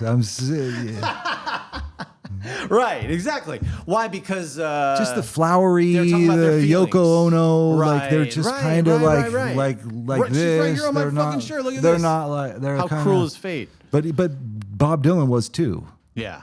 Right. Everything was there in the 90s. Everything Totally. It wasn't if it wasn't Sepultura, or Rain in Blood, right, or Minor Bob Dylan Threat. had a way of hiding it so much more and obscuring. There's something that doesn't strike me about the Beatles. Yeah, yeah, the tone and like the style, and it's not American, and you know what I mean. Right. Yeah. Whatever. Like I'm not. Yeah, that's cool. I don't like them at all. Do you like the Stones? Yes. Okay, but they're not American, and they're from that. For some reason, that tone, though, yeah. Like, but the Stones came. Maybe it's like there's kind of no precedent for the Beatles, right? The Stones came out of the blues, right? Like they're Howlin' Wolf and Muddy Waters, and like there's Bob Dylan's like Arthur Rimbaud and Woody Guthrie. No, totally. And you can hear the lineage directly. And I think the Beatles were just, and it didn't strike me. There's no... Even though they were influenced by all those same things, I don't know. I didn't like the haircuts. I don't know. It annoys me. And I also don't like it. You know what I also don't like? What? That you're supposed to like them. Right. I think that's... There's a big thing with me with that. The whole thing, but it feels like that's your character. It's sort of like the thing that we're supposed to get into. Why? What? Why? Why are you doing? It comes from that thing where it's like you don't want to like what everybody else likes. Yeah. I'm like over here. Like, or you find some weird band that like 4 people are there at the show and you're 17 and then they become popular. Yeah. Like, I mean, I saw Green Day. Like, they were the opening band for a band called Big Drill Car. Big Drill Car, yeah. Or something. Like, they weren't even like. They were when mentioned we were on like this sick. podcast It was like 2 Kurt episodes Plunk. ago. Big Drill Car. Who? I mean, really? Yes. I don't even remember their songs, but I remember the name. Huh. And Green Day was the opener. Right. This is like 92, maybe? Yeah. 91, maybe? I don't remember. Right. But just before they broke big. But yeah, so it's like, and that was kind of a thing when I was young. There's still this band that I really love that like, they weren't that popular, but they play called Jughead's Revenge. Oh, yeah. Dude, there's a song they have called Red. This song, Red, it's on my like playlist that I have that I just, it comes up and it's like, what's a song that you like that would surprise us? The Weeknd. You like The Weeknd? That one song, what's the one Weeknd song that I was just listening to? Dude, there's so many. I couldn't even begin. What's the song? I don't know. Remember you said we were going to have lights, to. You said we were going to have to. We said we were going to have to. I'll find it right now. Is it with Daft Punk? Is it that one? No. I forgot what it was called, but I'll tell you. So you like right The now. Weeknd? But you said one song, and that's just one that I can think of that I was listening to the other day that I really love. I don't even know anything about him, dude. I think his name is really weird. But what is it about The Weeknd when you hear it? What is it? What part of you does it appeal to? I don't know. I just Save Your Tears. Oh, Save Your Tears. Okay. Have you heard that one? Yes, I'm sure I've heard it. I like that title. I don't even know where I heard it. Yeah. But like it ended up like I listened to that. Like I've listened to it like 5 times in a row sometimes. Oh, wow. But I do that. And you don't do any of the extra psychological work to go like, what is it about this song? No, I just like it. Yeah, cool. Is it the groove? Do you like the beat? I just like the story. Okay, there we go. See, you could follow the story. It's like it's like about like he's like they broke up and he sees this girl like just dancing in a crowded room and then she didn't pay attention. It's like a whole thing, and I like the like. It's the '80s song. It's like Right, exactly. I like that. Save Your Tears for Another Day is cool. It almost sounds like a Rolling Stones. Could does sing that maybe? Save Your Tears for Another Day. Oh, right. I don't know. I don't know what it is. Yeah. That's It's the 80s that's synth like kind of thing. Yeah. And I like that Yeah, stuff. no, that's cool. What else? Give us a Coast 103, like a real softy song. I don't know. I haven't really been listening to a lot of that lately. Like, what's your favorite Christopher Cross song? Oh yeah, Sailing and I like that. I like that yacht rock. There was another yacht rock song that I listened to like 20 times in a row the other day. Yeah. If I'm in here, sometimes I listen to the same song over and over again for like 3 hours. Really? Yeah. It was Holy The Promised Land by Bruce Springsteen. Like, I don't even know why, dude. Wow. Mr. I ain't a boy. Yeah. No, I'm a man. I don't know this and one. I believe in the promised land. You know and you're just listening to it like that's an over and anthemic over song. Something about that line and with the baby. I'm like, dude, because like, yeah, I got to be a man now. Dude, I'm not a man child. I'm not a man child anymore. Gotcha. Once you have a baby, right, that's true. you're responsible. We don't like the fucking Beatles, all right, around here. I wouldn't say it like that. No, I'm just kidding. I have. You know Harmony Korine? He's a painter? No, he is a painter actually. Yeah, he's a director. I saw something where he had the studios making paintings of like ships or something. Yeah, exactly. With fake Is that names. his real name? Harmony Korine, yeah. I watched a thing about him. Yeah. On Vice, the maybe? Vice thing, the Epically Yeah, Later. is it the kids thing? Yeah, he did Kids. It's too druggy. No, I know. It's too druggy for me. Yeah, no, totally. His movies, I got into him late in life, The and I'm into kids him as an movie artist. made me sad. More so than, the kids movie I couldn't see again. I saw it one time, it was like enough. Yeah. Just, it's enough. But what was I going to say about him? I don't know anything about him. He has a name that sounds fake. Yeah. That's why I asked you if it was Israeli. Oh, no, he listened for days on end, like on repeat, this rare, like Nestle chocolate Christmas commercial music jingle. That sounds like some over drug and shit. over and over and over again. Really? Yeah. And I'm going like, what is it? And he just loves the way that it sounds. And I'm going like, That's those, cool. Yeah. I mean, that's cool. Those frequencies. I don't have anything like that. I guess maybe The Weeknd. I just thought of that. I don't know. I'm not that like, yeah. Yeah. I don't know. All right. How do you feel about live music? How do I feel about it? I mean, like today. It's just not. I like watching live concerts on YouTube, right here in my chair. But you wouldn't, not really. Like how we talk about going to the monuments or like going to sit on Ginsburg's It's just too many people. porch. Like, for me, it's weird. I thought about this because we were talking about Social Distortion. Yeah. Like Social Distortion has not Johnny come out Two with an Bags. album in like since 2011. Yeah. And I was like, dude, the access to all the perfect recording studios, and you just, and I was like, I can't imagine having the capacity just to go G-A-D, G-A-D, G-A-D, all And not the doing whole it? time. Uh-huh. Like, and you have to get it that repetitive like thing. Yeah. Like I wish, I mean, obviously everybody kind of wishes they could be a musician or whatever. Like Yeah. I don't think about it that hard. Yeah. There was an article that I read in this, a weird thing. I mean, maybe this is, I like the Navy for some reason. Like I researched like as a- naval things, okay. the history Yeah. of the Navy. Right on. This is cool. Yeah. And I I got on this thing that's about kinda like, gay. Like kind of, yeah, kind of. That's gayer than the Beatles. Yeah, kind of. I'm not talking about what goes on in like the bunk beds. I'm talking about like the ships and stuff, dude. Like fighter planes and stuff. Right. Airplanes. Yeah. And I was reading this article about this Shouldn't fighter the Coast pilot. Guard be gay rather than the Navy? I don't want to like, go there, dude. I Okay. didn't mean it like that. If people are gonna get mad about that, I didn't mean it like that. No, they're not. I don't even know what I was saying, dude. You're trying to make a joke out of me. I'm trying to be serious. I haven't even used a curse word. Okay, yeah, it's true. Wow, you've Remember? had the discipline. Remember? Yeah, I you told haven't you I done it, didn't huh? want to do that. No, Wait, did you just I wanted curse? this to be a serious conversation. No, Yeah, I wanted this to be. I wanted this to be a serious conversation. well, You keep I think laughing. it You has keep been. making a joke out of everything. It's not a joke. It's the first This time. is serious. I know you. It is. Okay, sorry. Everything is Sorry, serious. sorry. I'm a serious person. Hold on a second. I know. All right. I did Okay, say serious. that though. Whatever. I shouldn't have said that. I meant it in the context of like the 90s. That's what people said. Yes. I didn't. Oh, I read an article and this guy was saying that you can't even really be a man unless you're president of the U.S., a fighter pilot, or a rock and roll lead singer. Oh wow, yeah. And I was like yeah. reading this thing. I was like, oh Sounds my like an God. 8-year-old's list. But anyway, I guess that that thing where you maybe it's like a performance art kind of thing. Like my mind doesn't work like just, you know the chords and every night you go to Chicago, you go to Milwaukee, and you're just doing bam, bam, I can't imagine that. That's why, like, I guess the Bob Dylan thing where he never plays the song the same way. Yeah. Like I could maybe do that. But then all the half of the people are pissed off, like, oh, Simple Twist of Fate, I didn't even recognize it. No, and he's just improvising with a bunch of other dudes that are up there because they played Simple Twist of Fate. Yeah, did you listen to him at the Live Aid or whatever? Yeah, that was cool. It was cool, and people were probably upset about it. I don't give a shit. I thought it was great. Oh, I thought it was one of the versions I didn't like. I forgot what song, but the other ones were kind of like, All Along the Watchtower. That was good. That was good. I did watch that. Yeah. I love that we don't know. But that part of it, I guess the performance part of it, for me, there's not very many people that I can watch perform that I think look cool. Yeah.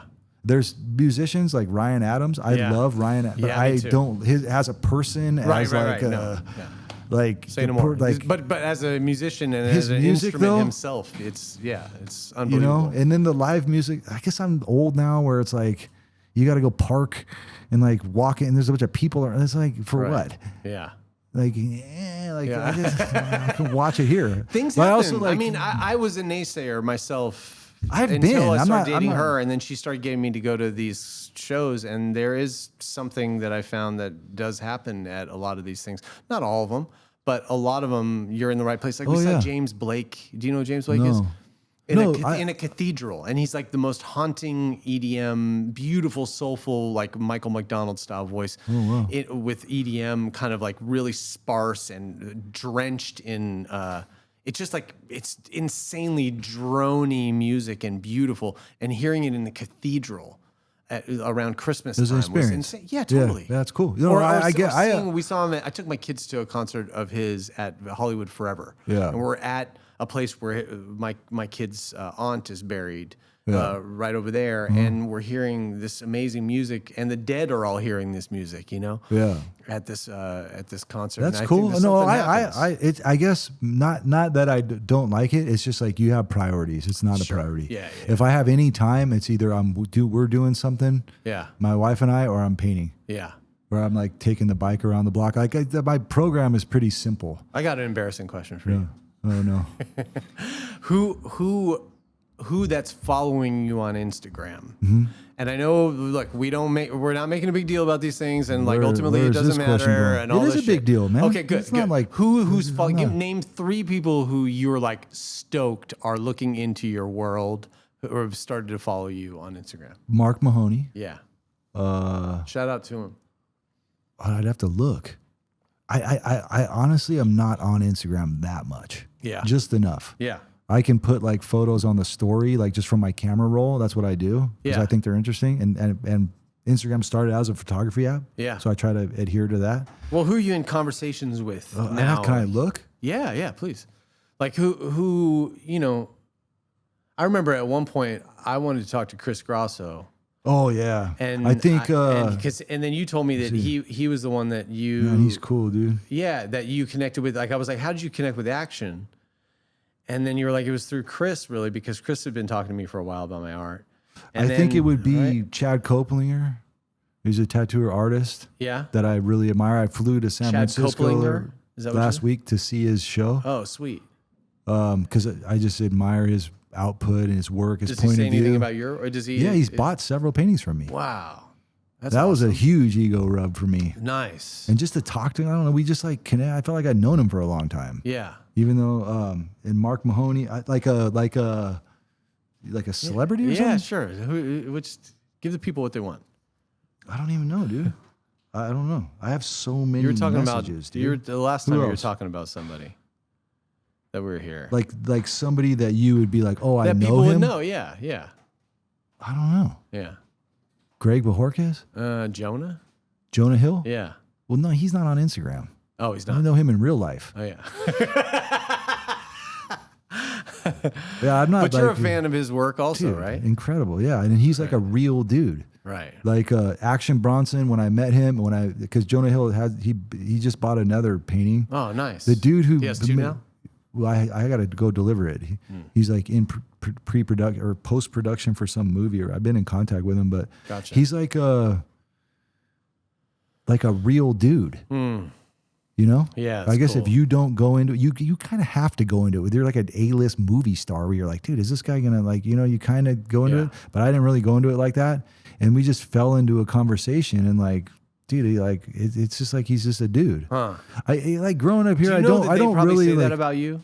What? I mean, that's kind I'm of not the like, thing. I'm not like that. No, dude. no, I'm no, like but in that's movies. kind of the thing about you. Well, dude, your art, look, maybe you haven't made a Scorsese painting yet. A painting that would make you world known, right? But your lane of cool, within it, there is and I know maybe you're uncomfortable with this, but there's a lore about who you are, and there's a power. If there is, I think that's really cool. Yeah, but I don't. No, there is. Sit around I think thinking about it. The people that you're impressed with are impressed with you equally. There's so many people that I'm in contact with, but not. I don't really not like that. I haven't really. That's like a kind of a thing where it's like certain artists like go to where people like that hang out. Like you go to the Chateau Marmont and like want to be famous. I haven't done that. Yeah. I'm like kind of You're on not the playing Bob the game. Dylan side of town where people are going to come to me or they're not. Right. And kind of on purpose and kind of just because I can't afford to. I can afford to live up there. You think I'd go with $3 million and go live in Beechwood Canyon and rub elbows with, I'd know everybody. Yeah. I'd drive around in that car with my hair like this. Like, of course, people, you know what I mean? I know that. I could do it if I wanted to. Yeah. I kind of like the mystery of not wanting or trying to do anything. Yeah. I'm not trying to get people to do that. I'm really not. Yeah. Like I want to do this work very seriously and very dedicated. And this painting, it's a devotional practice to me. And it's been happening for a long time. So, and now people are starting to realize it and I appreciate it, but it just makes me want to study more. That other part of it isn't what I do. No. This isn't what I do. I do it because it makes me uncomfortable and because some people are like, oh, what do you want a podcast? Like that thing that we were talking about. Yeah. So I confront that and do it because you're here. I'm happy that you want to talk to me. Yeah. People want to talk to me. People message me. Most of the time I get back to people if it's something of substance or I can say something or whatever. And more people in that zone are buying paintings from me. Yeah, but I don't post about it. No, of course not. I will. Like I did not post the Jonah Hill like thing was a big deal for me. Yeah. And like I told him that. I wasn't like I'm like, dude, he's an incredible actor. He's an artist. He's a writer. Like he made it. Like he's a sick ass fool. You know what I mean? For real. And I was stoked to meet him, and I'm a fan. You know what I mean? Yeah, no, that's cool. And he just said really nice things to me. His wife did too. Like they said things like you said, like, do you realize because I do send paintings all over the world. Oh, they said that to you too? Yeah. We're ganging up on you. Yeah. Yeah. Like so I didn't think I deserved it, but at the time I was just like, are they being nice? Because like I wasn't like gushing. No, but like I at don't the even know same what time, we're trying to force feed you anyway, because it's not like you can do anything with it. Like that's what I found about whatever has come from me being out in the world and being known for what it is that I'm doing, for the small amount of people that do know, is that I can't do anything with being known. Well, you can do something. There's no way to spend it. I've heard people say that, but it's really tacky. But what you can do with it is let it give you the confidence to continue in doing what you're doing. Absolutely, dude. the like, encouragement that comes from outside is like, great. Yeah, but that's all you can do. That is all you can do. What are you supposed to be able to do with it? Well, people think you're just talking. Everybody holding a certain status in the mind. All they're talking about, Jaymee, at the end of the day, all that stuff, all that is, dude, is people just talking about money, dude. That's it, bro. That's like the X factor is money. That's all that people are talking about. You're feeling your money, like whatever. And it is important. And I've had to I set up these affirmations for me to deal with my relationship to that. Because you have to do that. Yeah.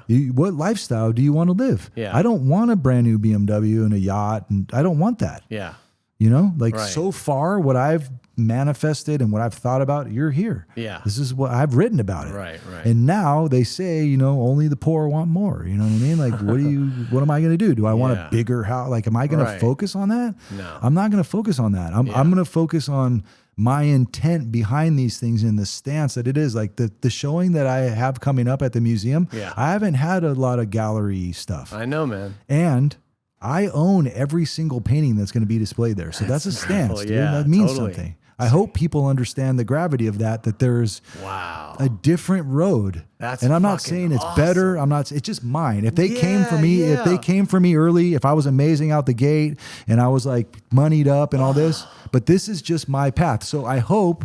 But isn't it great? Isn't it kind of like not having anybody? It's not great or not great. Hold on. Like when you're in the studio and it's just you, and you're talking about there's nothing in the way of just between you and what's happening here, and you could just be in that zone. You don't have to explain it to anybody. Yes. It's the same way with this show where like there's nothing up there that's for sale, and you can just be yourself now. You're not influenced by how people are looking at it or what's going on. Yeah. It's just a statement. Yeah, that's good. Right? That's a good place to operate from. Fuck yeah. That's a really good place to operate from. But it goes into all of that thinking. Like I'm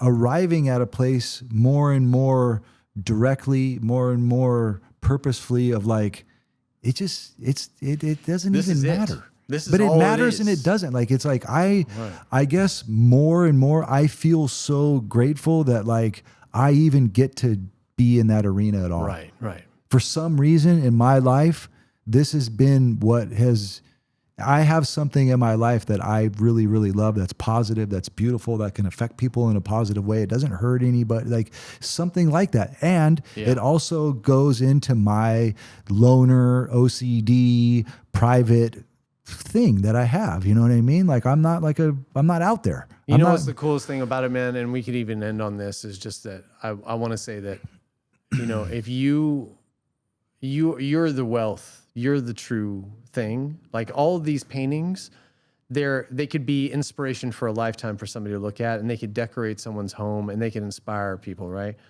But the person behind it, like who you are, is what I come here to hang out with. I appreciate that. Should be that way. Like artists that I admire, the people that you know what I mean? Yeah, you read biographies and you're like, it's cool that they're talented. It's why we go sit on the porch of Ginsberg or whatever. It's like to be in touch with that. If I can get anywhere, you know, the book coming out is a really, really big deal. There's a book coming out, a hardcover book, 150 paintings, 150 drawings, all the photographs.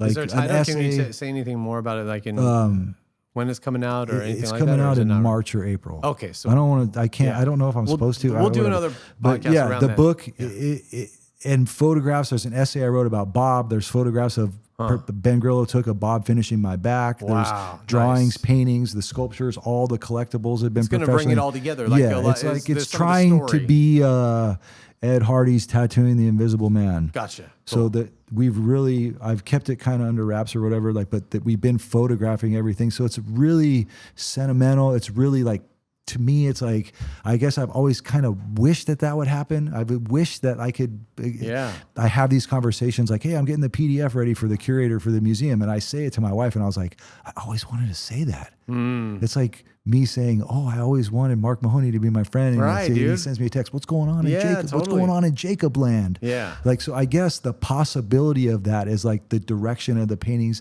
That's the spirit of the paintings. That's the energy that comes off the paintings. It's not a decoration. It's a transmitter. Yeah, that's right. Everything that I put into it, everything, there's nothing left. I put everything I have into every single one of them. Yeah. And when's the show? The show is at the Long Beach Museum of Art. January 24th is the opening. Nice. The day after my birthday, my 49th birthday, the day after. It's a Saturday night. The show will run for 3 months. There'll be 16 paintings, 20 drawings, and 6 sculptures. Nice, man. And it's all a beautiful building. That's all going to be my stuff. I'm committing. I hope so. A lot of people, it'll be up for 3 months, the opening. I have no expectation of that either. I know that I want to do the installation and see how it looks. And I hope that people who are interested want to come see it. Yeah. You know, and I guess that's basically the mantra for the whole thing. Yeah. The other thing is cool. I do like money. I do, people, it does make me feel good when people say nice things to me. They recognize it, that this and that, but it's not the drive behind it. Cause where I came from, it's like people can be famous, but it's like how you got there. You could still be corny, dude. That's right. And I don't want to slip into that. No, fuck. You know what I mean? This is serious, and this is a real thing, and and it's heartfelt, and this is my heart on display. Right. You know? That's right. if you stay there, then whatever people say, like they can say, and they don't even do that anymore. I don't even get any negative comment. I never get that. Maybe once in a blue moon. Bring it full circle to the guardian angel situation, in the process now, like, and we began our conversation talking about that. Where do you feel that connection? Where do I feel it? Yeah. Everywhere. I'm always meditating. I'm always working on my thoughts, my visions about how I want things to be. I'm always cognizant about every conversation that I have with people. And I don't always do it the right way, but when I don't, I try to make amends for it. Yeah. And I come in, I slow down in traffic, like just the whole thing. Like I'm slowing down and compassionate. I just want my life to be that way because I want my son to see that example. That's right. I want him to know that like the human connection that's what matters, That's how you treat people matter. Like I want him to know that, you know. He will. And you can spend your life doing like the Buddha, doing something you love and just let it just get you, dude. Just let it get you, let it take you over. Yeah. If it doesn't, or if he doesn't, whatever he finds, I just want him to be open to finding things. I mean, I want him to be a pro surfer, but but if he's like a computer, he's a computer guy or whatever, I don't know. I don't even like, I'm to the point now where right now he's healthy. Yeah. I get to see him smile and I get to teach him how to walk and feed him. And that's where I'm at. They are my greatest accomplishment. The other my kids. Things are, it's cool. And like I said, for somebody who waited so long or whatever, didn't think, to have that and know how that feels, like it's so incredible to me to know how that feels and like to have that blessing in my life is healthy. Like it's just a lot to it, like, he was born at the healthiest time in your life. Yeah. That's pretty wild. Yeah. And you're not going to go unconscious from here. You're only becoming more conscious. I want to just be, I want to be more connected to just being right now, dude. Like not any of nothing is as complicated as like right now in the moment. I'm here with you.